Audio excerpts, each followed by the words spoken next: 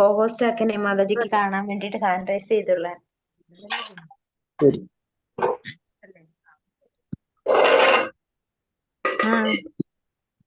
ഇതന്നല്ലേ ഇതും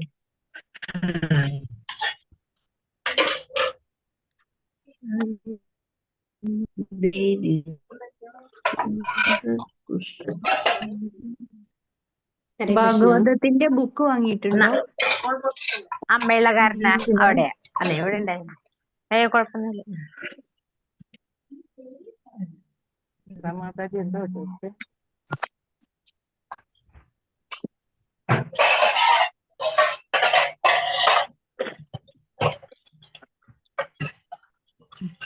ഹരേ കൃഷ്ണ. ക്ലാസ് തുടങ്ങാം കേട്ടോ.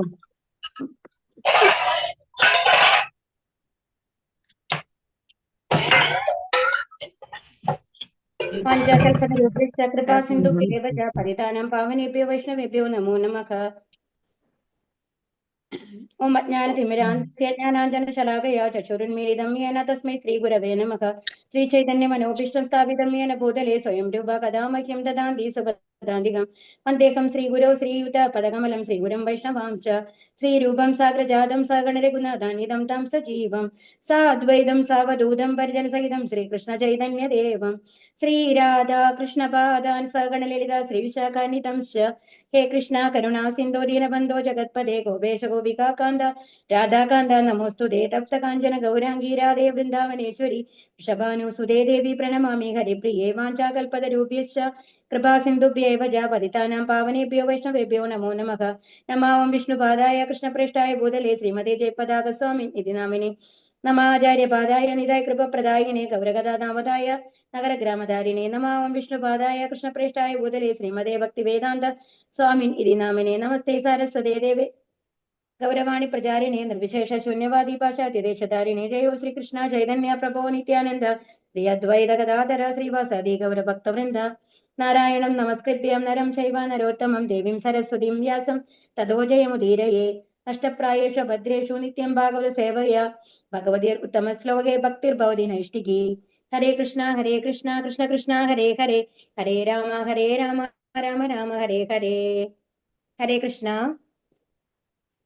അപ്പൊ നമ്മള് ഭാഗവതം എന്തിനു വേണ്ടി പഠിക്കണം എന്നുള്ളതൊക്കെയാണ് പറഞ്ഞുകൊണ്ടിരുന്നത് അല്ലെ.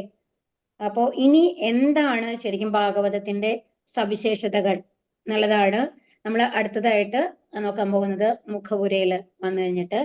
അപ്പോ ഭാഗവതം എന്ന് പറയുന്നത്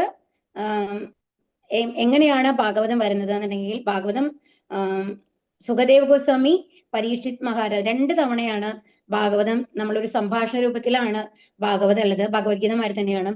ഭഗവത്ഗീതയിൽ വന്നിട്ട് ഭഗവാൻ കൃഷ്ണനോട് പറയുന്ന മാതിരിയാണ് അല്ലെ. അതിന്റെ ഇടയിൽ ധൃതരാഷ്ട്ര ഒരു ശ്ലോകം പറയുന്നുണ്ട്. അതുപോലെ തന്നെ സഞ്ജയൻ കുറച്ച് ശ്ലോകങ്ങൾ പറയുന്നത്, അതായത് സഞ്ജയൻ ധൃതരാഷ്ട്രക്ക് പറഞ്ഞു കൊടുക്കുകയാണ് അല്ലെ അവിടെ എന്താണ് നടന്നത് എന്നുള്ളത്. ഇവിടെ എന്ന് പറയുന്നത് പരീക്ഷിത് മഹാരാജാവും സുഖദേവ് ഗോസ്വാമിയും തമ്മിലുള്ള ഒരു സംഭാഷണ രൂപത്തിലാണ് ഈ ഭാഗവതം രചിച്ചിട്ടുള്ളത്.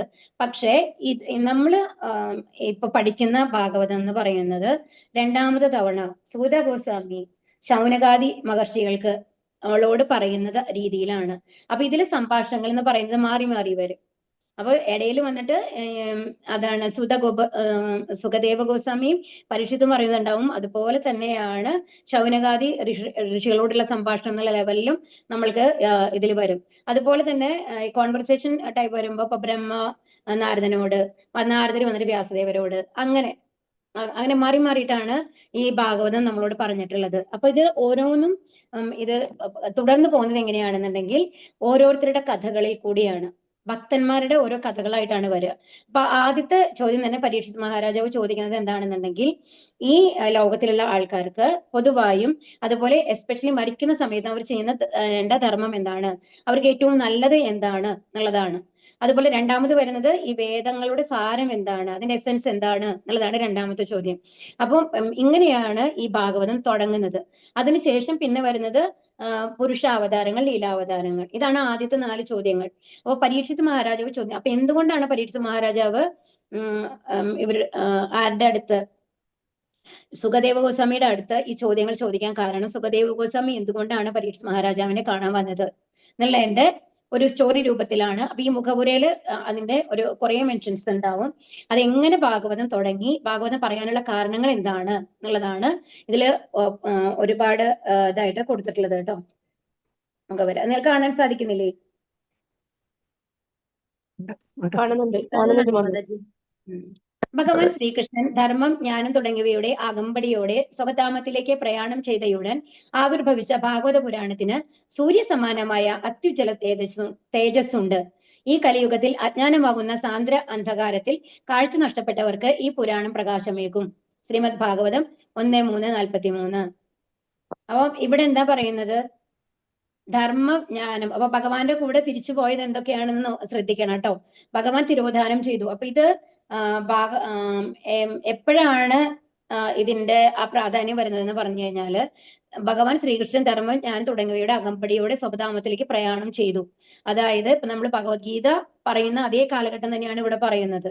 കാരണം ദ്വാപര യുഗത്തിന്റെ അവസാനത്തില് എന്താണ്, മഹാഭാരത യുദ്ധങ്ങൾക്ക് ശേഷം യാദവന്മാരെല്ലാം അവരുടെ ഇടയിലെ ഡിസ്പ്യൂട്ട് വരും അല്ലെ, അത് കഴിഞ്ഞിട്ട് എല്ലാവരും മരിച്ചു പോവുകയാണ് ചെയ്യുന്നത്. അതെന്ന് പറയുന്നത് ഭഗവാന്റെ ഒരു ലീലയായിട്ടാണ് പറയുന്നത്. ശരിക്കും യാദവന്മാരുടെ ഇടയിലുണ്ടായ വഴക്കുകൾ എന്ന് പറയുന്നത് കാരണം എന്താണെന്നുണ്ടെങ്കിൽ, ഭഗവാൻ എപ്പോഴും നമ്മൾ അവതരിക്കുമ്പോൾ, ഈ ഭൂലോകത്തിലേക്ക് വരുമ്പോ ഭഗവാന്റെ അകമ്പടിയോട് കൂടിയാണ് വരിക. അവിടുത്തെ ആ ധാമത്തിലുള്ള ആൾക്കാരെയും കൊണ്ടാണ് ഭഗവാൻ വരുന്നത്. ഒരിക്കലും ഭഗവാൻ തനിച്ചല്ല. അതുകൊണ്ടാണ് ഭഗവാൻ എപ്പോഴും കൃഷ്ണ എന്ന് വിളിക്കുന്നതിനേക്കാൾ ഒരു രാധാകൃഷ്ണ എന്ന് വിളിച്ചാൽ കൂടുതൽ ഇഷ്ടമാണ്, അല്ലെങ്കിൽ യശോദ നന്ദന എന്ന് വിളിച്ചാൽ കൂടുതൽ ഇഷ്ടമാണ്, നന്ദസുധ എന്ന് വിളിച്ചാൽ കൂടുതൽ ഇഷ്ടമാണെന്ന് പറയും. കാരണം അതാണ് കൂടുതൽ ഇഷ്ടപ്പെടുന്നത്. കാരണം ഭക്തന്മാരുടെ പേരോട് കൂടി ചേർത്ത് വിളിക്കുന്നതാണ് ഭഗവാന് കൂടുതൽ ഇഷ്ടം അത്രേ. അപ്പൊ എപ്പോഴും ഭഗവാൻ വരുന്നത് ആരാണ്? പരാഫരനലിയ. ഭഗവാന്റെ എല്ലാം, അതായത് ഒരു ഓടക്കുഴൽ എല്ലാം ഭഗവാൻ, അത് എല്ലാം നമ്മളുടെ കാണുന്ന പോലെ ഒരു ഭൗതിക വസ്തു അല്ല. ശരിക്കും അതിന് ജീവനുണ്ടെന്ന് നമുക്ക് പറയില്ലേ, ആ ഒരു തരത്തിലുള്ളതാണ് ഭഗവാന്റെ എല്ലാം, ഭഗവാനോട് ചേർന്ന് നിൽക്കുന്നതെല്ലാം. അപ്പൊ ഭഗവാൻ ഒരു അകമ്പടിയോട് കൂടിയിട്ടാണ് എപ്പോഴും ഈ ഭൂലോകത്തിൽ വരുമ്പോൾ അവതരിക്കുന്നത്. ഇവിടെ കൃഷ്ണൻ മാത്രമാണ് എങ്ങനെ വരുന്നത്? അവതാരിയായിട്ട് വരുന്നത്. അവതാരം എന്ന് പറഞ്ഞാല് ഭഗവാൻ ഒരു രൂപം എടുത്തു വരുന്നു. എന്നാൽ ആ രൂപങ്ങളിലെല്ലാം വന്ന് ഭഗവാന്റെ ഈ 6 സവിശേഷ ഗുണങ്ങളുണ്ടല്ലോ, അതെല്ലാം പൂർണ്ണമായിട്ടും ഉണ്ടാവും. ഭഗവാൻ പൂർണ്ണനാണ്. ഓം പൂർണ്ണമത പൂർണ്ണമിതം പൂർണ്ണാത് പൂർണ്ണമുദച്യതേ അല്ലേ. ആ പൂർണ്ണത്തിൽ നിന്ന് എന്തെടുത്തു കഴിഞ്ഞാലും അത് പൂർണ്ണമാണ്. ആഡ് ചെയ്യാൻ നമ്മൾക്ക് പറ്റില്ല, കാരണം പൂർണ്ണമാണ്. അപ്പൊ അതിൽ നിന്ന് എന്ത് കുറച്ചാലും 1/1 എന്ന് പറയുന്നത് 1 എന്നുള്ള കൺസെപ്റ്റാണ് ഭഗവാനെ സംബന്ധിച്ചിടത്തോളം. അത്രയും ഇൻഫിനിറ്റ് ആണ് ഭഗവാൻ എന്ന് പറയുന്നത്. അപ്പോ ഇവിടെ എന്താ പറയുന്നത്? അങ്ങനത്തെ ആ ഭഗവാൻ ശ്രീകൃഷ്ണൻ ധർമ്മം, ജ്ഞാനം തുടങ്ങിയവയുടെ അകമ്പടിയോടെ സ്വധാമത്തിലേക്ക് പ്രയാണം ചെയ്തു. അപ്പൊ ആ യാദവര് പോയതിനു ശേഷം ഭഗവാൻ തിരിച്ചു പോകേണ്ട സമയമായി. ആ സമയത്ത് ഭഗവാൻ പോയിപ്പോ എന്തൊക്കെ കൂടെ കൊണ്ടുപോയി എന്നാ പറയുന്നത്? ധർമ്മവും ജ്ഞാനവും. അപ്പൊ നമ്മളുടെ അവിടെ അപ്പൊ ഈ കലിയുഗത്തില് ധർമ്മം, ജ്ഞാനം എന്നുള്ളത് ഇല്ല എന്നുള്ളത് നമുക്ക് മനസ്സിലാക്കുന്നുണ്ടല്ലോ. ഇതിൽ നിന്ന്, ഈ ഒരു വാചകത്തിൽ നിന്ന് നമുക്ക് മനസ്സിലാക്കാനായിട്ട് സാധിക്കും അല്ലെ. ആവിർഭവിച്ച സൂര്യ സമാനമായ അത്യുജ്വല തേജസ് ഉണ്ട്. അപ്പൊ ഈ ഭാഗവത പുരാണം എന്ന് പറഞ്ഞത് എന്താണ്? ധർമ്മവും ജ്ഞാനമൊക്കെ നഷ്ടപ്പെട്ട് കഴിഞ്ഞു, ഭഗവാന്റെ കൂടെ പോയി കഴിഞ്ഞു. അപ്പൊ ഈ കലിയുഗത്തിൽ വരുന്ന ആളുകൾക്ക് ഭഗവത് ധാമത്തിലേക്ക് തിരിച്ചു പോവാൻ ആ ജ്ഞാനം തിരിച്ചു കിട്ടണം അല്ലെ. അവിടെ ഇല്ലാത്തത് നമ്മൾക്ക് ഉണ്ടാക്കാൻ പറ്റില്ല. അപ്പൊ നമ്മൾ മറന്നു പോയിരിക്കുകയാണ്. അതെല്ലാം നമ്മൾ തിരിച്ചു കിട്ടാനായിട്ട് എന്ത് സഹായിക്കും? ഈ ഭാഗവത പഠനം സഹായിക്കും. അപ്പൊ ഈ ഭാഗവത പുരാണത്തിന് സൂര്യ സമാനമായ അത്യുജ്വല തേജസ് ഉണ്ട് എന്നാണ് പറയുന്നത്. ഈ കലിയുഗത്തിൽ അജ്ഞാനമാകുന്ന സാന്ദ്ര അന്ധകാരത്തിൽ കാഴ്ച നഷ്ടപ്പെട്ടവർക്ക് ഈ പുരാണം പ്രകാശമാകും. അപ്പൊ ഈ ഭൗതിക ലോകത്തിനെ, എസ്പെഷ്യലി നമ്മളുടെ ഈ കലിയുഗത്തിലുള്ള ഭൗതിക ലോകത്തിനെ എന്തായിട്ടാണ് പറയുന്നത്? അന്ധകാരമായിട്ടാണ് പറയുന്നത്, ഇരുട്ടായിട്ട്. ആ ഇരുട്ടിന് ഇപ്പോഴും നമ്മൾ എന്തുകൊണ്ടാണ് നമ്മളുടെ മനസ്സിന്റെ ഉള്ളിലുള്ള ആ പരമാത്മാവിനെ കാണാൻ സാധിക്കാത്തത്? ഒരുപാട് ജന്മങ്ങളിലെ, കോടിക്കണക്കിന് ജന്മങ്ങളാവാം, ലക്ഷക്കണക്കിന് ജന്മങ്ങളാവാം, അത്രയും ജന്മങ്ങളിലെ ഭൗതിക മാലിന്യങ്ങൾ, നമ്മുടെ കർമ്മഫലങ്ങൾ അടിഞ്ഞുകൂടി ആ ഭഗവാനെ നമ്മളിൽ നിന്ന് മറച്ചിരിക്കുകയാണ്. അപ്പൊ ഇവിടെയുള്ള എല്ലാവരും എങ്ങനത്തെ അവസ്ഥയിലാണുള്ളത്? അന്ധകാരത്തിലാണുള്ളത്. അപ്പൊ ആ അന്ധകാരത്തിൽ നമ്മൾക്ക് കണ്ണ് കാണണമെങ്കിൽ എന്ത് വേണം? ഒരു വെളിച്ചം വേണം അല്ലെ. ആ ഒരു വെളിച്ചമാണ്, അതും എങ്ങനത്തെ വെളിച്ചമാണ്? സൂര്യ സമാനമായിട്ടുള്ള അത്യുജ്വല തേജസ്സാണ് ഭാഗവതം എന്നാണ് പറയുന്നത്. അപ്പോ അങ്ങനെ കാണാൻ സാധിക്കാത്ത അവർക്ക് കാണാനായിട്ട് ഈ ഭാഗവതം മുഖേന സാധിക്കും എന്നുള്ളതാണ് പറയുന്നത്. അപ്പോ ഭാഗവത പഠനത്തിലൂടെ നമ്മളുടെ മനസ്സിൽ എത്രയോ കാലമായി വന്നിട്ടുള്ള ഇംപ്രഷൻസ് ഒരുപാട് ഉണ്ട് അല്ലെ. ആ കർമ്മഫലങ്ങൾ നീക്കാനായിട്ട് ഭാഗവതം സഹായിക്കും എന്നുള്ളതാണ് ഇതിന്റെ യഥാർത്ഥ മീനിങ്. മാനവ വിജ്ഞാനത്തിന്റെ സമസ്ത മേഖലകളെയും ഉൾക്കൊള്ളിക്കുന്ന പുരാതന സംസ്കൃത പ്രമേയമായ വേദങ്ങൾ ഭാരതത്തിന്റെ കാലാതീതമായ ജ്ഞാനം വ്യക്തമാക്കുന്നു. അപ്പൊ ഇവിടെ എന്താ പറയുന്നത്? വേദങ്ങൾ എന്ന് പറയുന്നത് എന്താണ്? എല്ലാം മാനവ വിജ്ഞാനത്തിന്റെ സമസ്ത മേഖലകളെയും ഉൾക്കൊള്ളിക്കുന്നു. അപ്പൊ വേദത്തിൽ നോക്കിക്കഴിഞ്ഞു കഴിഞ്ഞാല് എല്ലാം ഉണ്ടാകുമെന്നാണ് പറയുന്നത്. അതായത് ഇപ്പൊ നമ്മളുടെ അസ്ട്രോളജി, അസ്ട്രോണമി എല്ലാം ഒരു ബഹിരാകാശം. ഇപ്പൊ നമ്മൾ പറഞ്ഞല്ലോ, ഭാഗവതത്തിൽ തന്നെ ഒരു കുട്ടി ജനിക്കുന്നതിനെ കുറിച്ചുള്ള പരാമർശമുണ്ട്. ഓരോ സമയത്തും എങ്ങനെയാണ് അത് ഡെവലപ്പ് ആവുന്നത് എന്നുള്ളതാണ് അതിന് മനസ്സില്. അപ്പം അതുപോലെ എല്ലാ വിഷയങ്ങളെ കുറിച്ചിട്ടും, അതുപോലെ എന്താണ് ഭഗവാൻ എങ്ങനെയാണ് ഈ ഭൂലോക സൃഷ്ടി വന്നത്? നമ്മള് ഭഗവത്ഗീത പഠിച്ച ആൾക്കാർക്ക് അറിയാം അല്ലേ? ആദ്യം എന്താണ് മഹാസംഘർഷണൻ, അതിന് മേലുണ്ട് രണ്ടാമത്തെ ഇതിലെ ചതുർവ്യൂഹത്തിലെ മഹാസംഘർഷണിൽ നിന്നാണ് ആര് വരുന്നത്? കാരണോദക സൈവിഷ്ണു വരുന്നത്. കാരണോദക സൈവിഷ്ണു എന്നാണ് ആര് വരുന്നത്? ഗർഭോദക സൈവിഷ്ണു വരുന്നത് അല്ലെ?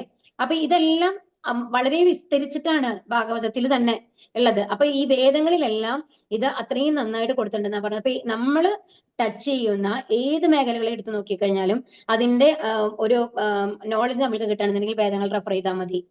അപ്പൊ ആദിയിൽ വാമൊഴി സംസ്കാരത്താൽ സംരക്ഷിക്കപ്പെട്ട വേദങ്ങൾ ഭഗവാന്റെ സാഹിത്യ അവതാരമായ ശ്രീല വ്യാസദേവരാൽ 5000 വർഷങ്ങൾക്ക് മുമ്പ് രചിക്കപ്പെട്ടു. അപ്പൊ ഇവിടെ ഭഗവാന്റെ അവതാരമാണ് വ്യാസദേവൻ എന്ന് പറയുന്നുണ്ട് അല്ലെ? എന്ത് അവതാരം എന്ന് പറയുന്നത്? സാഹിത്യ അവതാരം. അപ്പം ഈ ശക്തിയാവേശ അവതാരത്തിൽ പെട്ടതാണ് വ്യാസദേവർ, നാരദർ എന്നൊക്കെ പറയുന്നത്. അത് എംപവർമെന്റ് എന്നാണ് പറയുക. ഭഗവാൻ ഒരു ശക്തി കൊടുക്കുകയാണ് അവർക്ക്.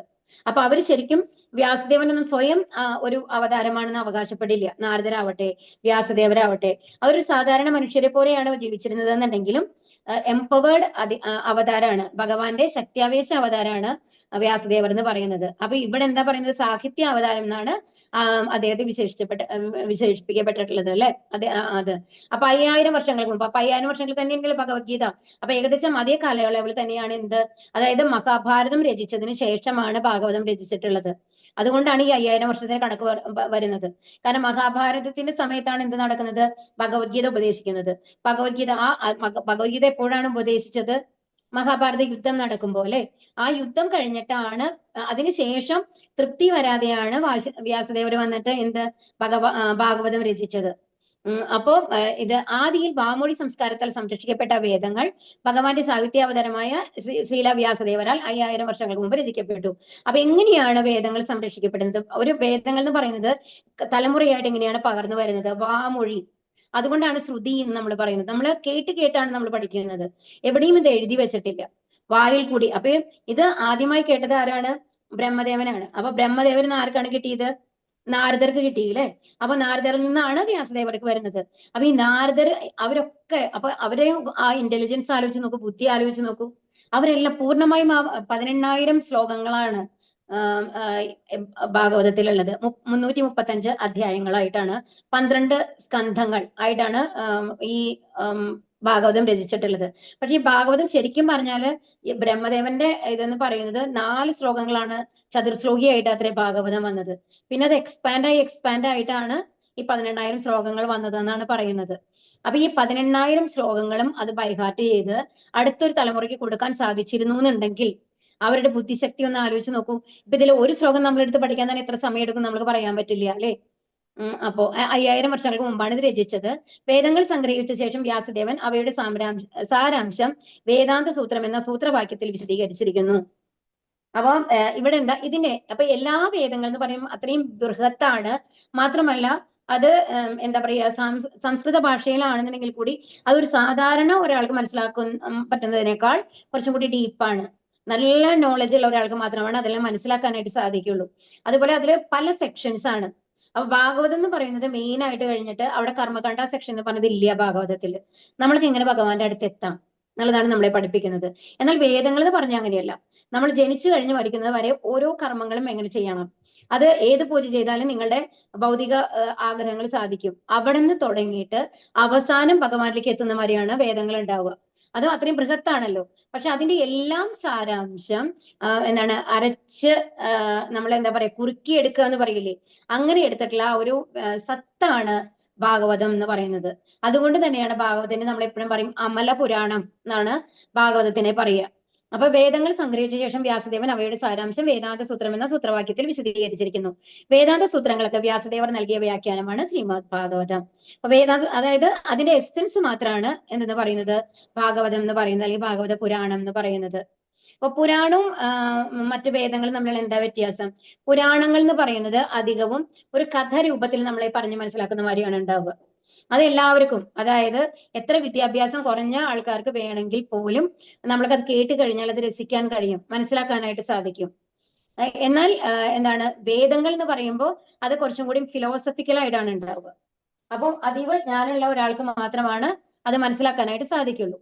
അപ്പൊ വ്യാസദേവരുടെ ഗുരുവായ നാരദമുനിയുടെ നിർദ്ദേശപ്രകാരം ആത്മീയ ജീവിതത്തിന്റെ പക്വതയിൽ രചിക്കപ്പെട്ട ശ്രീമദ് ഭാഗവതം വേദസാഹിത്യമാകുന്ന വൃക്ഷത്തിലെ പരിപക്വ ഫലം എന്ന് വിശേഷിക്കപ്പെടുന്നു.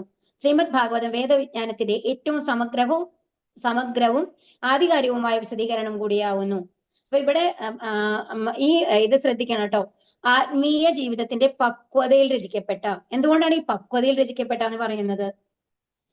എന്താണെന്നുണ്ടെങ്കിൽ എല്ലാ ഗ്രന്ഥങ്ങളും രചിച്ചു കഴിഞ്ഞു, വേദങ്ങൾ പകുത്തു അല്ലേ, അത് കഴിഞ്ഞിട്ട് ഈ മഹാഭാരതം വരയ്ക്കുമുള്ള ഗ്രന്ഥങ്ങളെല്ലാം അത്രയും ആലോചിച്ചിട്ടാണ് വ്യാസദേവർ ഓരോരുത്തരെയും ആലോചിച്ചിട്ട് എല്ലാവരും ഭഗവാന്റെ നാമത്തിൽ തിരിച്ചു വരണം, അവർക്ക് വന്നു കഴിഞ്ഞിട്ട് ഭഗവത് ജ്ഞാനം ലഭിക്കണം, ആത്മസാക്ഷാത്കാരം ലഭിക്കണം എന്നുള്ള ഉദ്ദേശത്തോടു കൂടി അത്രയും കാരുണ്യമാണ്.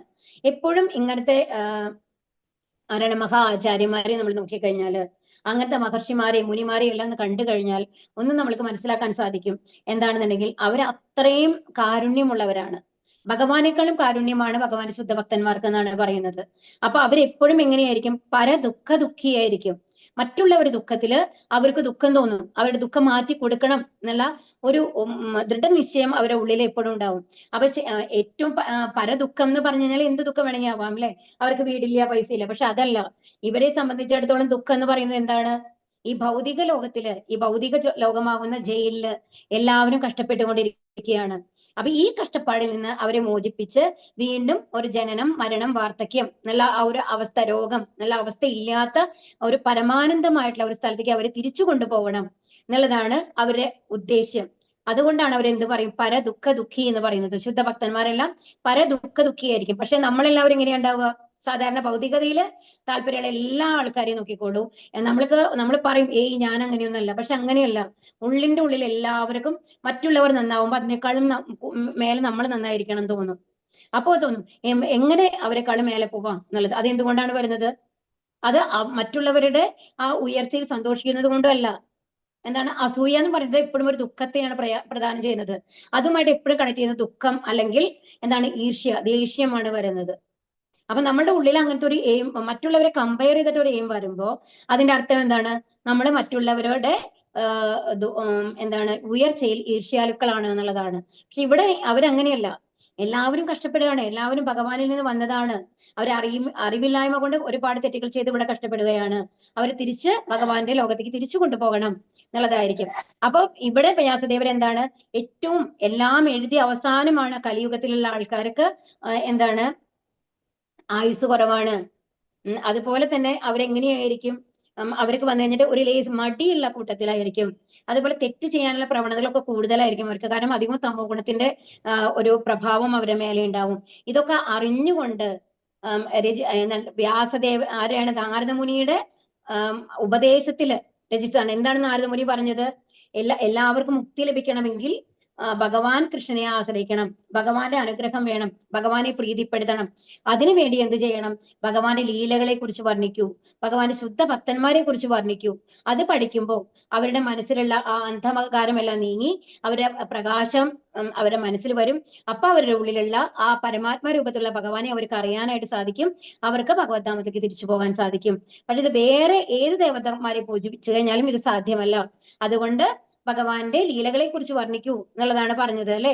അപ്പൊ അങ്ങനെ നാരദ മുനിയുടെ ഗുരുവിന്റെ നിർദ്ദേശപ്രകാരം ആ പക്വതയോട് കൂടിയിട്ടാണ് വ്യാസദേവർ ഭാഗവതം രചിച്ചത്. അതുകൊണ്ട് ഭാഗവതത്തെ എന്ത് പറയുന്നു? പരിപക്വ ഫലം, അതായത് അത് പൂർണ്ണമാണ് എന്നുള്ളതാണ് അർത്ഥം. പരിപക്വ ഫലം എന്ന് പറഞ്ഞാൽ എന്താണ്? അതിന് മേലൊരു വളർച്ചയില്ല അല്ലെ. എല്ലാം, അതായത് ഒരു ഫലത്തിന്റെ അതെന്താണ്? ഒരു മാമ്പഴം, നല്ല പഴുത്ത നല്ലൊരു മാമ്പഴം നമ്മൾ കഴിക്കുകയാണെന്നുണ്ടെങ്കിൽ അതിന്റെ ഏതെങ്കിലും ഭാഗം വേറെ വ്യത്യസ്തമായിട്ടുണ്ടാവില്ല. എല്ലായിടത്തും ഒരേ സ്വീറ്റ്നെസ് ഉണ്ടാവും, ഒരേ മധുരം ഉണ്ടാവും അല്ലെ. അപ്പൊ അതുകൊണ്ടാണ് ഇതിനെ പരിപക്വ ഫലം എന്ന് പറയുന്നത്. അതുപോലെയാണ് ഭാഗവതം എവിടെ നിന്ന് നമ്മൾ പഠിച്ചു കഴിഞ്ഞാലും നമ്മൾക്ക് അത്രയും സന്തോഷം ലഭിക്കും. കാരണം ഭഗവാനെ കുറിച്ചുള്ള വർണ്ണനകളാണ് അതിലുള്ളത് മുഴുവൻ അല്ലെ. അതുകൊണ്ട് അപ്പൊ അതുകൊണ്ടാണ് ഇതിനെ എന്ത് പറയുന്നത്, വേദവിജ്ഞാനത്തിന്റെ ഏറ്റവും സമഗ്രവും ആധികാരികവുമായ വിശദീകരണമാണ് എന്ന് പറയുന്നത്. വ്യാസദേവർ ശ്രീമദ് ഭാഗവതം സംഗ്രഹിച്ചതിന് ശേഷം അതിന്റെ സാരാംശം സ്വപുത്രനായ ശുകദേവ ഗോസ്വാമിക്ക് പകർന്നു നൽകി. അനന്തരം ശുകദേവ ഗോസ്വാമി ഗംഗാതീരത്ത് ഹസ്തിനാപുരിയിൽ വെച്ച് പരീക്ഷിത് മഹാരാജാവിന് ഒരു സംഘം പണ്ഡിത സന്യാസിമാരുടെ സദസ്സിൽ വെച്ച് പരിപൂർണ ഭാഗവതം വിശദീകരിച്ചു കൊടുത്തു. പരീക്ഷിത് മഹാരാജാവ് ഭൂലോക ചക്രവർത്തിയും അതോടൊപ്പം തന്നെ മഹാനായ രാജർഷിയുമായിരുന്നു. ഒരാഴ്ചയ്ക്കകം തന്റെ അന്ത്യം സംഭവിക്കുമെന്ന് മുന്നറിയിപ്പ് ലഭിച്ച പരീക്ഷിത് മഹാരാജാവ് തന്റെ മുഴുവൻ രാജ്യവും പരിത്യജിക്കുകയും മരണം വരെ ഉപവസിച്ച് ആത്മീയ ജ്ഞാന പ്രകാശം നേടുവാനായി ഗംഗാതീരത്തേക്ക് പിൻവാങ്ങുകയും ചെയ്തു. അപ്പൊ ഇവിടെ എന്താ പറയുന്നത്, വ്യാസദേവർ ശ്രീമദ് ഭാഗവതം സംഗ്രഹിച്ചു, എന്നിട്ട് അത് ആർക്ക് കൊടുത്തു എന്നാ പറയുന്നത്, ശുകദേവ ഗോസ്വാമിക്ക് പകർന്നു നൽകി. അപ്പൊ എങ്ങനെയാണ് ശുകദേവ ഗോസ്വാമി വ്യാസദേവർക്ക് ജനിച്ചത് എന്ന് പറയുകയാണെങ്കിൽ, ശുകദേവ ഗോസ്വാമി എന്ന് പറയുന്നത് രാധാദേവിയുടെ തത്തയായിരുന്നു. രാധാദേവിക്ക് 2 തത്തകളാണ്, ശുഗവും ശാരി. ശുഗ എന്ന് പറയുന്ന ആൺതത്ത, ശാരി എന്ന് പറയുന്നത് പെൺതത്ത. അപ്പം എപ്പോഴും രാധാദേവിയെ ചുറ്റിപ്പറ്റി ഉണ്ടാവും പക്ഷികൾ. അപ്പോ എന്തുണ്ടാവുന്നുണ്ടെങ്കിൽ ഈ എന്നും ഈ രാധാകൃഷ്ണ സംഗമം ഉണ്ടാവുമല്ലോ, അപ്പൊ അതിന് കുഞ്ചങ്ങൾ നികുഞ്ചങ്ങൾ എന്നൊക്കെ പറഞ്ഞിട്ടുണ്ട്. അപ്പോ അവിടെ വന്നു കഴിഞ്ഞിട്ട് വൃന്ദാവനത്തില് ഈ ഇതെല്ലാം തീരുമാനിക്കുക ആരാണ്, തുളസി ദേവിക്കാണ് അതിന്റെ അധികാരമുള്ളത്. ഇത് എവിടെയാണ് അന്ന് അവരുടെ സമാഗമം ഉണ്ടാവേണ്ടത്, ആ വെന്യൂ. നമ്മളിപ്പോ ഒരു മാരേജ് ഒക്കെ വരുമ്പോൾ നമ്മൾ തീരുമാനിക്കുമല്ലോ, ഇന്ന ഹാളില് അല്ലെങ്കിൽ ഇന്ന റിസോർട്ടില് നമ്മൾ തീരുമാനിച്ച് അതിനുള്ള തയ്യാറെടുപ്പുകൾ ചെയ്യും അല്ലെ.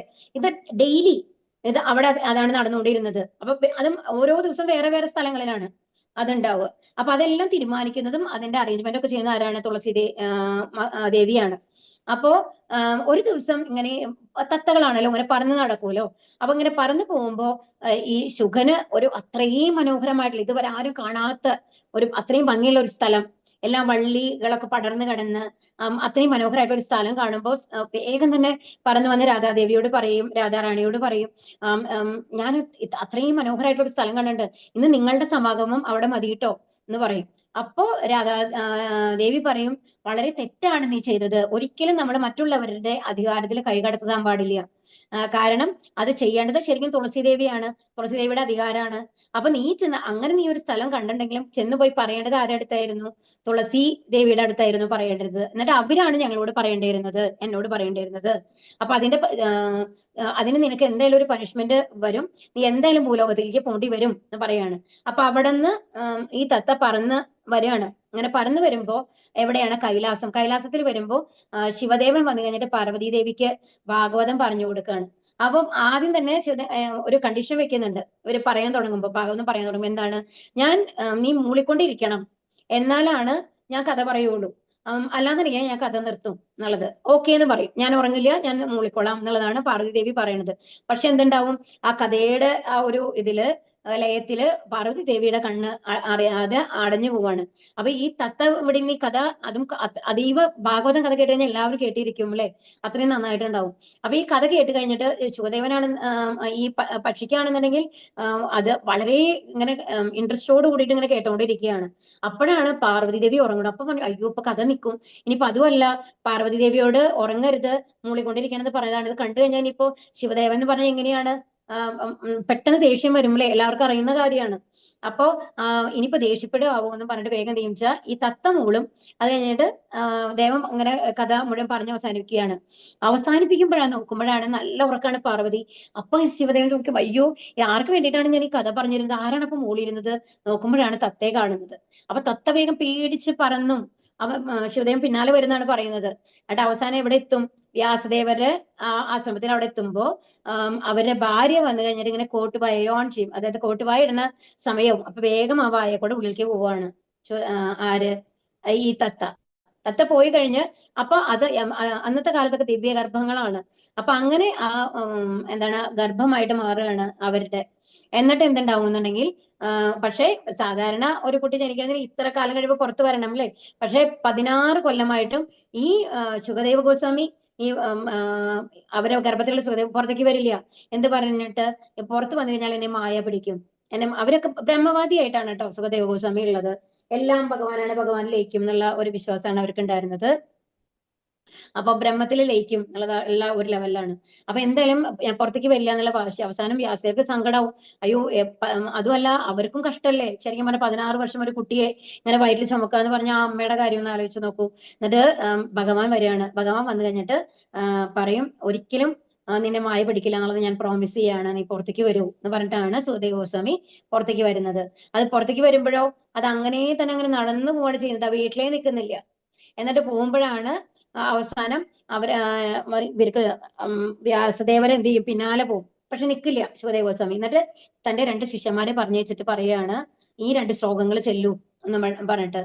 അല്ല 2 ശ്ലോകങ്ങളാണ് ഭഗവാനെ അതീവ മനോഹരമായിട്ട് വർണ്ണിക്കുന്ന വർഹാപീഠം എന്ന് പറഞ്ഞിട്ടുള്ള ഒരു ശ്ലോകമാണ് ആദ്യം ചൊല്ലുമ്പോ. അല്ല, ഏറ്റവും ആദ്യം ചൊല്ലുന്നത് വേറെ പൂതനയുടെ ഇതിനെ വെച്ചിട്ടുള്ള ഒരു ശ്ലോകമാണ് ചൊല്ലുന്നത്. അഹോബഗീയം എന്ന് പറഞ്ഞിട്ടുള്ള ഒരു ശ്ലോകമാണ് ചൊല്ലുന്നത്. അപ്പൊ അത് ചൊല്ലുമ്പോ ചോദിക്കും, അയ്യോ ഇത്രയും കാരുണ്യവാനായിട്ടുള്ള ആരാണ്, തനിക്ക് വിഷം തന്ന ഒരാളെ അമ്മയായി സ്വീകരിക്കുകയാണ്, മുല കൊടുത്തു എന്നുള്ള കാരണം കൊണ്ട്. ആ ഒരു രീതിയിലാണ് ആ ശ്ലോകം വരുന്നത്. അപ്പൊ ഇപ്പൊ ഇത്രയും കാര്യമുള്ളത് ആരാണ് ചോദിക്കും. അപ്പൊ ബർഹാപീഠം ചൊല്ലുകയാണ്. അപ്പൊ അത് ഭഗവാന്റെ അതീവ മനോഹരമായിട്ടുള്ള വർണ്ണനയാണ്. ഇത് കേൾക്കുമ്പോ അവർ ഇത് ആരെഴുതിയതാണ്, ഇതൊക്കെ എവിടെയാണുള്ളത്, എനിക്ക് ഭഗവാനെ കുറിച്ച് കൂടുതൽ അറിയണം, അവരെ കുറിച്ച് എനിക്ക് കൂടുതൽ അറിയണം എന്ന് പറയും നിങ്ങളുടെ അച്ഛനായിട്ടുള്ള വ്യാസദേവർ തന്നെയാണ് ഇത് രചിച്ചിട്ടുള്ളത്, വരൂ എന്ന് പറഞ്ഞിട്ട് തിരിച്ചു കൊണ്ടുവരണം. അങ്ങനെയാണ് ഈ സുഖദേവ ഗോസ്വാമി തിരിച്ച് വീട്ടിലേക്ക് വരുന്നതാണെന്ന് പറയുന്നത്. അത് കഴിഞ്ഞിട്ട് അവിടെ ഇരുന്നിട്ട് ഭാഗവതം ഫുള്ള് ഉപദേശിച്ചു കൊടുക്കുകയാണ് ആർക്ക്, സുഖദേവ ഗോസ്വാമിക്ക്. അതാണ് ഇവിടെ പറഞ്ഞിട്ടുള്ളത്. ശ്രീമദ് ഭാഗവതം സംഗ്രഹിച്ചതിന് ശേഷം അതിന്റെ സാരാംശം സുപുത്രനായ സുഖദേവ ഗോസ്വാമിക്ക് പകർന്നു നൽകി. അനന്തരം സുഖദേവ ഗോസ്വാമി ഗംഗാതീരത്ത് ഹസ്തിനപുരിയിൽ വെച്ച് ഇനി പരീക്ഷിത് മഹാരാജാവിന്റെ കഥ എന്താണ്? പരീക്ഷിത് മഹാരാജാവിനെ പറ്റിയിട്ട് എല്ലാവർക്കും അറിയാം അല്ലെ? എങ്ങനെയാണ് ഈ ഒരു സ്റ്റോറിയോട് കൂടിയിട്ട് നമുക്ക് ഇന്ന് നിർത്താട്ടോ. അത് പരീക്ഷിത് മഹാരാജാവ് ആരാണ്? ഉത്തരയുടെ മകനാണ്. അർജുനന്റെ മകനായിട്ടുള്ള അഭിമന്യുവിന്റെ മകനാണ്. അഭിമന്യുവിന്റെയും ഉത്തരയുടെയും മകനാണ് ആര്? പരീക്ഷിത്ത്. അപ്പൊ ആ മഹാഭാരത യുദ്ധം ചെയ്യുന്നതിന്റെ അവസാനം എന്താ സംഭവിക്കുന്നത്? അശ്വത്ഥാമാവ് എന്ത് ചെയ്യുന്നു? ഉത്തരയുടെ ഗർഭത്തിലുള്ള ആ കുട്ടിയെ നശിപ്പിക്കണം, അതായത് വേരോടെ നശിപ്പിക്കണം എന്ന് പറഞ്ഞിട്ട് എന്ത് ചെയ്യാണ്? ബ്രഹ്മാസ്ത്രം പ്രയോഗിക്കുകയാണ് അല്ലെ? അപ്പൊ ഈ ബ്രഹ്മാസ്ത്രത്തെ തടയാനായിട്ട് അപ്പൊ ഉത്തര കരഞ്ഞ് ഭഗവാനെ പ്രാർത്ഥിക്കുകയാണ്. അവർ ഭഗവാനെ എന്നെ രക്ഷിക്കാനായിട്ട് ആരുമില്ല, എന്നെ വന്ന് രക്ഷിക്കൂ എന്ന്. അപ്പൊ അങ്ങനെ ഭഗവാൻ ശരിക്കും മുമ്പിൽ നിന്നിട്ട് അതാണ് നമ്മൾ പ്രത്യക്ഷമായിട്ട് കാണുന്നത്. ഭഗവാൻ ശരിക്കും ആ യുദ്ധക്കളത്തിൽ നിൽക്കുന്നുണ്ട്. ഓക്കെ, അതേ സമയത്ത് തന്നെ ഭഗവാൻ എന്താണ്, ഒരു ചെറിയ രൂപം, ഒരു തമ്പിന്റെ തള്ളവരലിന്റെ വലുപ്പത്തിലാണ് ഉത്തരയുടെ ഗർഭത്തില് പ്രവേശിച്ചു കഴിഞ്ഞിട്ട് ആ ബ്രഹ്മാസ്ത്രത്തിൽ നിന്ന് ഉത്തരയെ രക്ഷിക്കുന്നത്. അപ്പൊ അതുകൊണ്ട് ആ ഗർഭത്തിൽ തന്നെ ഈ കുട്ടി ഭഗവാനെ കാണുന്നുണ്ട്. അതുകൊണ്ടാണ് പ്രസവശേഷം ആ കുട്ടി അന്വേഷിച്ചുകൊണ്ടിരിക്കും, കണ്ണുകൾ ഇങ്ങനെ തെരഞ്ഞുകൊണ്ടിരിക്കും, എവിടെയാണ് ഭഗവാൻ എന്നുള്ളത്, ആ കണ്ട രൂപം എവിടെയെന്നുള്ളത്. അപ്പൊ അതുകൊണ്ടാണ് പരീക്ഷിത്ത് എന്നുള്ള പേര് വെച്ചെന്നാണ് പറയുന്നത് പരീക്ഷിത് മഹാരാജാവിന്. അപ്പൊ പരീക്ഷിത് മഹാരാജാവ് എന്ത് ചെയ്യും? അങ്ങനെ ഇവരെ പരീക്ഷിത് മഹാരാജാവിനെ രാജ്യം ഏൽപ്പിച്ചു കഴിഞ്ഞിട്ടാണ് പാണ്ഡവരെല്ലാം വനവാസത്തിന് ഇതായിട്ട് പോകുന്നത്. അവര് ദേഹത്തോടെ ഉടലോടെ ഇത് പ്രാപിക്കുന്നുണ്ട് അല്ലെ? അവർക്ക് അപ്പൊ തന്നെ മോക്ഷം കിട്ടുകയാണ് ചെയ്യുന്നത്. അപ്പൊ അത് കഴിഞ്ഞ് ആരാണ്? പരീക്ഷിത് മഹാരാജാവ് അത്രയും നല്ല രാജാവായിരുന്നു. പൂർണ്ണമായിട്ടും ഒരു ശുദ്ധ ഭക്തനാണ് പരീക്ഷിത് മഹാരാജാവ് എന്ന് പറയുന്നത്. അത് നമ്മൾക്കും അറിയാലേ, ഒരു ഭഗവാന്റെ ദർശനം ലഭിച്ച് ജനിച്ചു കഴിഞ്ഞാൽ എന്തായാലും തീർച്ചയായിട്ടും തീർത്ഥ ഗുണങ്ങൾ ഉണ്ടാവാനുള്ള വഴിയില്ല അല്ലെ അങ്ങനത്തെ ആൾക്കാർക്ക്. അപ്പൊ അത് കഴിഞ്ഞ് പരീക്ഷിത് മഹാരാജ് എന്ത് ചെയ്യും? ഒരു ദിവസം ഇങ്ങനെ വേട്ടയാടാനായിട്ട് പോവുകയാണ്. കാട്ടിലേക്ക് പോകുമ്പോൾ വളരെയധികം നല്ല ദാഹം വന്നു കഴിഞ്ഞിട്ട് സഹിക്കുന്നില്ല എന്ന് പറഞ്ഞിട്ട് അവിടെയുള്ള അങ്ങനെ ഒരു ഗുഹ മാരിയുള്ള സ്ഥലമുണ്ട്, ഒരു ആശ്രമം മാരി വെച്ചിട്ടുണ്ട്. അതിൻ്റെ ഉള്ളിൽ അപ്പൊ ഇവിടെ എന്തായാലും വെള്ളം കിട്ടുമെന്ന് വിചാരിച്ച് ഉള്ളിലേക്ക് പോകുമ്പോൾ ശമീക മഹർഷിയാണ്. ശമീക മഹർഷി പൂർണ്ണ ധ്യാനത്തിലാണ് ഇരിക്കുന്നത്. അത്രയും ശുദ്ധ വരിഷ്ഠനായിട്ടുള്ള ഒരു മഹർഷിയാണ് ശമീക മഹർഷി എന്ന് പറയുന്നത്. അപ്പോൾ രാജാവിനാണെന്നുണ്ടെങ്കിലോ വളരെയധികം വെള്ളം ദാഹിച്ചിട്ട് കണ്ണ് കാണുന്നില്ല എന്ന് പറഞ്ഞ അത്രയും ലെവലായി കഴിഞ്ഞു. അവർ എങ്ങനെയെങ്കിലും വെള്ളം കിട്ടണം എന്നുള്ള ഒരു അവസ്ഥയിൽ എത്തുമ്പോൾ അതാണ് നമ്മളുടെ ആ ഒരു എന്താ പറയാ ഒരു ബേസിക് ആയിട്ടുള്ള കാര്യങ്ങൾ നമ്മൾ സാറ്റിസ്ഫൈ ആയിട്ടില്ല എന്നുണ്ടെങ്കിൽ നമുക്ക് എവിടെ നിന്നാണ് ദേഷ്യം വരാൻ നമുക്ക് പറയാൻ പറ്റില്ല. നമ്മൾക്കാണെങ്കിലും അതെ അല്ലെ, ഒരു നേരം ഭക്ഷണം കിട്ടില്ലെങ്കിൽ നമ്മുടെ അവസ്ഥ എന്തായിരിക്കും എന്ന് ആലോചിച്ച് നോക്കൂ. ദേഷ്യം വന്നു കഴിഞ്ഞാൽ അപ്പൊ എല്ലാവരോടും ദേഷ്യം തോന്നും നമ്മൾക്ക്. അപ്പൊ അങ്ങനെ ആ രാജാവ് ഉള്ളിൽ, പക്ഷെ പരീക്ഷിത് മഹാരാജാവിനെ സംബന്ധിച്ചിടത്തോളം ശുദ്ധഭക്തനായിരുന്നു. അപ്പൊ എന്തുകൊണ്ടാണ് ഭാഗവതം രചിക്കണം, ഭാഗവതം വരണം ആർക്ക് വേണ്ടിയിട്ട്? കലിയുഗത്തിലുള്ള ആൾക്കാർക്ക് വേണ്ടിയിട്ട്.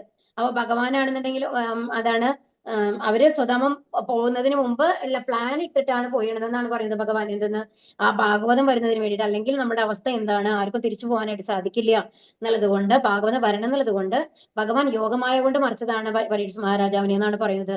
ആ ദാഹം അതായത് കൺട്രോൾ ചെയ്യാൻ പറ്റാണ്ട് എന്നിട്ട് എന്ത് ചെയ്യുന്നു പരീക്ഷിത് മഹാരാജാവ്? ദേഷ്യം വന്നിട്ട് 2-3 തവണ ചോദിക്കും, ഒരനക്കമില്ല. അപ്പോ പർപ്പസ് ആയിട്ട് അങ്ങനെ ഇരിക്കുകയാണ് എന്ന് വിചാരിച്ചിട്ട് എന്നെ ബഹുമാനിക്കുന്നില്ല എന്നുള്ള ഒരു ധാരണയില് ഒരു ചത്ത പാമ്പ് അടുത്ത് കിടന്നതിനടുത്ത് അവരെ കഴുത്തിലിടുകയാണ് ആണ്. ഇത് കണ്ട മകൻ ശൃംഗി ആണ്, അധികം പ്രായമില്ല, ചെറിയൊരു കുട്ടിയാണ്. അപ്പൊ ശൃംഗി എന്ത് ചെയ്യുന്നു? അന്നത്തെ ബ്രാഹ്മണർക്കൊക്കെ ശപിച്ചു കഴിഞ്ഞാല് ആ ശാപം ഏൽക്കും. അത്രയും ശുദ്ധഭക്തരാണ് അവരൊക്കെ. അതുകൊണ്ട് അപ്പൊ ശപിക്കുകയാണ് പരീക്ഷിത് മഹാരാജാവിനെ. നിങ്ങളൊരു പാമ്പിനെ എന്റെ അച്ഛന്റെ കഴുത്തിലേക്ക് ഇട്ടില്ലേ, അതുമാതിരി ഒരു തക്ഷകന്റെ ദംശം കൊണ്ട്, അതായത് കടി കൊണ്ട് നിങ്ങൾ മരിക്കട്ടെ എന്നുള്ള അങ്ങനെ ശപിക്കുകയാണ് ചെയ്യുന്നത്. അപ്പൊ പരീക്ഷിത് ഇപ്പൊ നമ്മൾ എന്താണ് മനസ്സിലാക്കേണ്ടതെന്നുണ്ടെങ്കിൽ, അത് കഴിഞ്ഞിട്ട് പരീക്ഷിത് മഹാരാജാവിന് തിരിച്ചു പോകുമ്പോഴാണ്, കൊട്ടാരത്തിലേക്ക് പോകുമ്പോഴാണ് ഇങ്ങനെ തോന്നുക, ഞാൻ എത്ര വലിയ തെറ്റാണ് ചെയ്തത്, ഒരു മഹർഷിയെയാണ് ഞാൻ അപമാനിച്ചത്, ഞാനൊരു രാജാവാകാനായിട്ട് യോഗ്യനാണോ? കാരണം ഒരു രാജാവ് എങ്ങനെ ഉണ്ടാവണം? എല്ലാ പ്രജകളെയും തുല്യമായിട്ട് കാണണം. മാത്രവുമല്ല, പ്രജകളുടെ ആവശ്യങ്ങൾ നിറവേറ്റി കഴിഞ്ഞിട്ട് വേണം നമ്മളുടെ ആവശ്യങ്ങൾ നമ്മൾ നോക്കാനായിട്ട്. അതാണ് ഒരു രാജാവിന്റെ കടമ എന്ന് പറയുന്നത്. ഞാൻ ചെയ്ത പോലെ തെറ്റല്ലേ? ആ ഒരു അത്രയും റിഗ്രറ്റ് ആണ് പരീക്ഷിത് മഹാരാജാവിന്. അപ്പോഴാണ് പരീക്ഷിത് മഹാരാജാവ് അറിയുന്നത് എന്തെന്ന്, ശൃംഗി ഇങ്ങനെ ശപിച്ചിട്ടുണ്ടെന്ന്. ഉടനെ തന്നെ എന്ത് ചെയ്യുന്നു? രാജഭാരമെല്ലാം വേണ്ടാന്ന് വെച്ച് എല്ലാം അനന്തരാവകാശികൾ എല്ലാവരും നോക്കട്ടെ, ജനമേജയനാണ് വരുന്നത് ഇതായിട്ട് മകനായിട്ട്. അപ്പം ഒക്കെ ഏൽപ്പിച്ചു കഴിഞ്ഞിട്ട് അപ്പൊ തന്നെ എല്ലാ ഫാമിലിയൊക്കെ ഉപേക്ഷിച്ച് പരീക്ഷിത് മഹാരാജാവ് ഇറങ്ങി ഗംഗാതീരത്ത് വന്ന് എന്താണ് ധ്യാനത്തിന് ഇരിക്കാൻ പോവുകയാണ്. 7 ദിവസം സമയമുണ്ടല്ലോ ഭഗവാനെ ധ്യാനിച്ചിരിക്കണം എന്ന്. അവിടേക്ക് ക്ഷണിച്ചിട്ട് വരുന്നതല്ല സുഖദേവസ്വാമി എന്ന് ആലോചിക്കണം. അപ്പൊ ഇതെല്ലാം അറിഞ്ഞ് എന്താ വരുന്നത്? എല്ലാ ആൾക്കാരും, എല്ലാ ഋഷിമാരും അവിടെ സന്നിഹിതന്, വ്യാസദേവർ, നാരദർ എല്ലാവരും ഉണ്ടായിരുന്നു എന്നാണ് പറയുന്നത്. എല്ലാ ഋഷിമാരും അവിടെ വരികയാണ് ആ ഗംഗാതീരത്തേക്ക്. പറഞ്ഞ എന്താണ് പരീക്ഷിത് മഹാരാജ് ചെയ്യാൻ പോണത് ഇനി എന്നറിയാൻ വേണ്ടിയിട്ട്. കാരണം എന്നിട്ട് അവര് പറയേണ്ട പരീക്ഷിത് മഹാരാജനോട്, തിരിച്ചു നിങ്ങൾക്ക് ഇവരെ എന്താണ് ശപിക്കാൻ സാധിക്കും. അതുപോലെ തന്നെ അല്ലെ, ഇപ്പൊ ഭഗവാനോട് പ്രാർത്ഥിച്ചു കഴിഞ്ഞാൽ ഇപ്പൊ തന്നെ നിങ്ങൾക്ക് മോക്ഷം കിട്ടും, അത്രയ്ക്കും പുണ്യവാനാണ് നിങ്ങൾ എന്ന്. പക്ഷെ അതൊന്നും പരീക്ഷിത് മഹാരാജ കേൾക്കുന്നില്ല. എന്താ പറയുന്നത്? 7 ദിവസം. അപ്പോഴാണ് സുഖദേവ സ്വാമി അവിടെ വരുന്നത്. അപ്പോ വരുമ്പോ പരീക്ഷിത് മഹാരാജ് ചോദിക്കുകയാണ്, ഞാൻ എന്താണ് ചെയ്യേണ്ടത്, ഭഗവാൻ എങ്ങനെയാണ് ഞാൻ ധ്യാനിക്കേണ്ടത് എന്നുള്ളത്. അത് കഴിഞ്ഞിട്ട് ഏറ്റവും എന്നിട്ട് ഉപവാസമായിട്ടാണ് ഇരിക്കുന്നത്, ജലപാനം പോലും ഇല്ലാണ്ട്. അപ്പൊ ഒന്ന് ആലോചിച്ച് നോക്കൂ, 1 മണിക്കൂർ മുമ്പ് ജലപാനം, അതായത് ദാഹിച്ചു കഴിഞ്ഞിട്ടാണ് ആര് ശപിച്ചത്? ദാഹം സഹിക്കാൻ പറ്റാണ്ടാണ് ശബീക മഹർഷി, ശപിക്കല്ല, ശബീക മഹർഷിയുടെ കഴുത്തിൽ കൊണ്ടുവന്ന പാമ്പിലെ കൊടുത്തിട്ടത്. അതുകൊണ്ടാണ് ഇത്രയും അനർത്ഥങ്ങൾ സംഭവിച്ചത് അല്ലെ. അത് കഴിഞ്ഞിട്ട് അതിനുശേഷം ഈ ഭാഗവത സുഖദേവസ്വാമിയുടെ മുമ്പിൽ ഇരുന്നു കൊണ്ട് 7 ദിവസം ജലപാനം പോലും കുടിച്ചിട്ടില്ല എന്നാണ് പറഞ്ഞു. ഒന്നുമില്ല ഇരുന്ന് ഭാഗവതം ശ്രവണം അത്രയും ശ്രദ്ധയോടുകൂടി കേൾക്കുകയാണ് ചെയ്തത്. അപ്പൊ എങ്ങനെയാണ് ആ പരീക്ഷിത് മഹാരാജാവിന് ആ ലെവലിൽ നിന്ന് ഈ ലെവലിലേക്ക് വരാൻ പറ്റിയതെന്ന് ആലോചിച്ച് നോക്കൂ. അതാണ് ഭാഗവതത്തിന്റെ മഹത്വം. ഭാഗവതമാണ് കേട്ടുകൊണ്ടിരിക്കുന്നത്. അപ്പൊ നമ്മളുടെ മനസ്സിൽ ഒരു ഹയർ ടേസ്റ്റ്, വേറൊന്നിനോട് കൂടുതൽ രുചി വന്നു കഴിയുമ്പോൾ അതിന് താഴെയുള്ള അധമമായിട്ടുള്ള, അതിനേക്കാളും കുറച്ചും കൂടി മോശമായിട്ടുള്ള എല്ലാ രുചികളും നമ്മൾ വെറുക്കപ്പെട്ടതായിട്ട് മാറും. അപ്പൊ ആ ഒരു സന്ദർഭത്തിൽ ഭാഗവതം കേൾക്കാൻ തുടങ്ങുമ്പോൾ, ഭഗവാന്റെ ലീലകൾ കേൾക്കാൻ തുടങ്ങുന്നതോട് കൂടിയിട്ട് പരീക്ഷിത് മഹാരാജാവ് എന്താണ് വരുന്നത്? ആ മനസ്സിലെ മാലിന്യങ്ങളൊക്കെ പോയി കഴിഞ്ഞിട്ട് അവിടെ ദാഹമില്ല, വിശപ്പില്ല.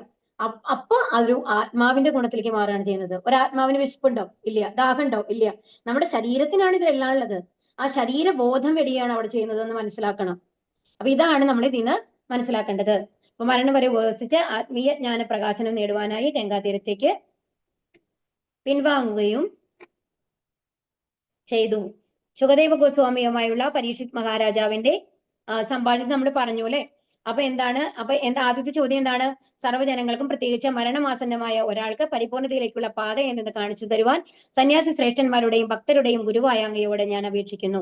ഒരാൾ ശ്രവിക്കേണ്ടതും ജപിക്കേണ്ടതും സ്മരിക്കേണ്ടതും ആരാധിക്കേണ്ടതും എന്ത്, അല്ലെങ്കിൽ എന്തിനെ എന്നും കരണീയമല്ലാത്തവ എന്തെല്ലാം എന്ന് മനസ്സിലാക്കുവാൻ ദയവ് ചെയ്ത് എന്നെ അനുവദിച്ചാലും. ഈ പറഞ്ഞതെല്ലാം അങ്ങ് ദയവായി വിശദീകരിച്ചു തന്നാലും. ഇതിന്റെ എക്സ്പ്ലനേഷൻ നമ്മൾക്ക് നാളെ ചെയ്യാം കേട്ടോ. ഹരേ കൃഷ്ണ. ഹരേ കൃഷ്ണ. ഹരേ കൃഷ്ണ. ഹരേ കൃഷ്ണ മാതാജി. ഹരേ കൃഷ്ണ. ഹരേ കൃഷ്ണ. ഹരേ കൃഷ്ണ.